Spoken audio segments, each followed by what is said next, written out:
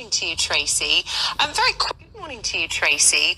Very quick rebuttal from Downing Street, some might say, before perhaps we've had the chance to properly debate all of this. What's your view? Do you think, they're controversial, but is there an appetite perhaps growing for them, given the way we live now?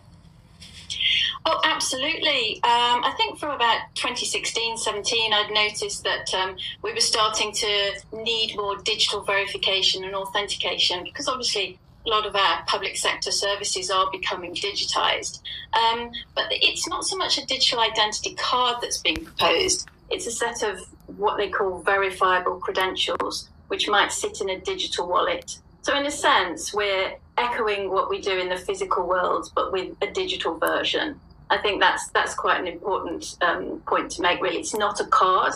It's some credentials that are given to you that you then use in the way you want to, and only share the information that you want to with certain people. So it's privacy protecting, and I think that's a very, very important point. I suppose in a world where none of us go anywhere without a mobile phone, it would be ever so handy to have your passport, your driving licence on there. Speaking as someone who picked up her daughter's passport recently, went off on holiday and then couldn't go because I got the wrong one. Always got my phone. But the world's moved on, perhaps. Well, I totally get what you're saying in terms of convenience. Whether it's a passport, whether it's a national insurance number, whether it's your driving license, we could go on and on and on.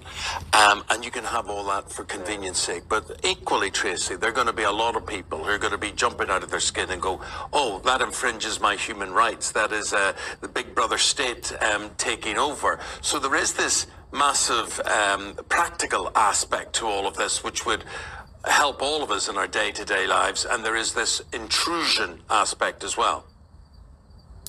Yes, absolutely. Now, I think what's happening is there are lots of different types of digital identity system. So, for example, in China, as you probably know, they have a kind of social credit scoring system, but they have a unique identity. I think it's 18 digits, and that is linked to lots of the services that they access.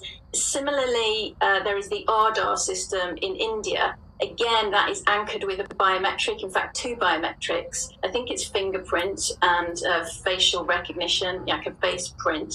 And that's a system that gives access to government services. But again, that is very centralized. What we're talking about in the UK, which is already underway, which is one of the interesting and odd things about this intervention from Tony Blair and Lord Hague, is this already underway that we have a decentralized system where we are given credentials that don't allow the government to track us necessarily. Nobody's really looking at every time we do an interaction. It's really more about sharing the data in an encrypted way so that we do have our privacy protected, and so that we aren't, as you say, in a situation where we have our civil liberties infringed, and certainly in a way that we're not even, we don't have any knowledge of who's looking at our personal data. With the verifiable credentials in these sorts of new systems, they sit in your digital wallet and you have absolute control over how they're used. Well, that is the theory anyway. Now, let me just put it blatantly to you. The program targets the birth of new babies. So once you have your baby, before your baby leaves the hospital, you no longer get a paper birth certificate, but then you get a digital one that is somehow implanted somewhere on somebody's body. Think about that, but have a listen to this. The digital ID, which has been a big problem to us for a very long time, is now on a testing mode. For the next 2 months, I have been assured by all the stakeholders, led by the ministries concerned, that by December, we will be able to launch digital ID, where every Kenyan don't have to carry any paper, plastic or otherwise, as an ID, that they should be able to be identified digitally using their iris. We're taking things that are, genetically modified organisms, and we're injecting them in little kids' arms. We just shoot them right into the vein. Kenya is in serious trouble. Now, for you to accept this, that means you're going to be completely surveilled and controlled. Think about it. So.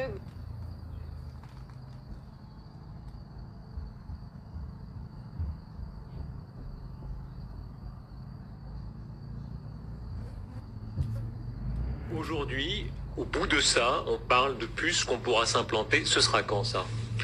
Certainement dans les 10 années à venir. Et d'abord, on va les implanter dans nos vêtements, c'est-à-dire wearables, comme on le dit. Et après, on pourrait s'imaginer qu'on les implante dans nos cerveaux ou dans notre peau. Et à la fin, peut-être il y a une communication directe entre notre cerveau et le monde digital. Ce que nous voyons, c'est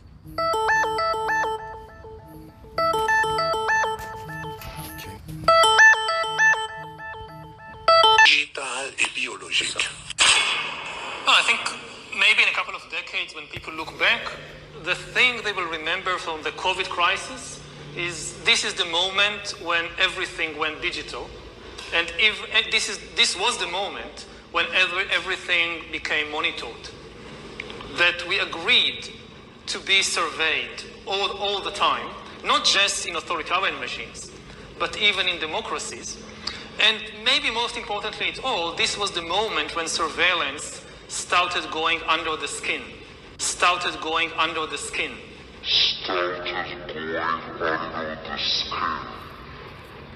Because really we haven't seen anything yet. I think that the big process that's happening right now in the world is hacking human beings, the ability to hack humans.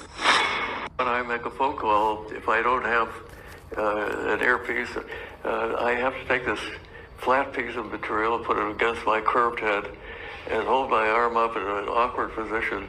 And sooner or later, this light phone gets heavier and heavier. It is not optimum for speech.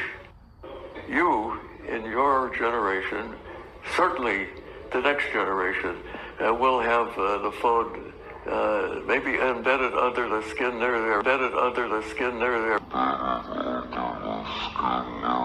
or ear, and they'll get they won't have to have charging, which is a real pain, as you know, because your body is a perfect charger. How have the central bankers, this is my last slide because my 12 minutes are just up, have reacted to the truth coming out? They admit that they've been telling porkies, and now they propose to increase their power. So central bankers belatedly admit, oh, now that you've mentioned it, yes, banks create the money supply. So let's abolish that now. And also, by the way, let's abolish cash. So what should we do? Well, introduce digital cyber currency that central banks issue and control, and thereby gain total control over all economic transactions, decisions, and the whole lot you've just heard from the CEO of the GDI. So the greatest concentration of central banking power in history is really the bid they're aiming at. That's the central bank's goal. And, of course, digital accounts of dissenters and regime critics could be switched off. It'd be very difficult to even purchase necessities. So this is an Orwellian dystopia of total control, the end of any freedoms. That's really what central banks are aiming at. Several central banks have, like the Bank of England, already prepared their microchip implant RFID chip to be implanted under your skin. Microchip implant RFID chip to be implanted under your skin.